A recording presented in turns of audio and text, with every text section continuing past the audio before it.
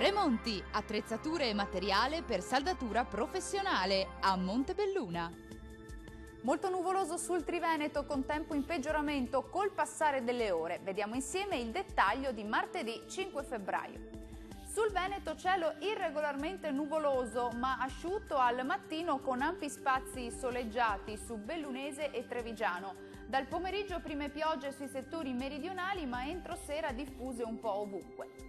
Vediamo anche le temperature, le massime saranno comprese tra 6 e 8 gradi, minime tra lo 0 e i 4 gradi circa. Spostiamoci ora a vedere che tempo farà sul Friuli Venezia Giulia. Ampio soleggiamento al mattino con cielo poco o parzialmente nuvoloso ovunque. Col passare delle ore più nubi ed entro sera piogge diffuse un po' su tutti i settori della nostra regione. Temperature massime tra 8 e 10 gradi, valori minimi tra -1 e 1 grado.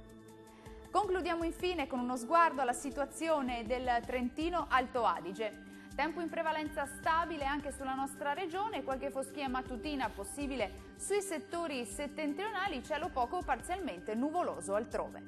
Vediamo anche in questo caso le temperature, le massime saranno comprese tra 5 e 7 gradi, minime intorno allo 0.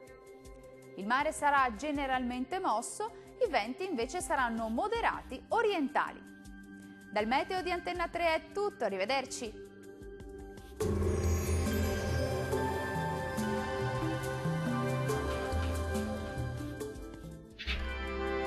Tremonti, attrezzature e materiale per saldatura professionale a Montebelluna.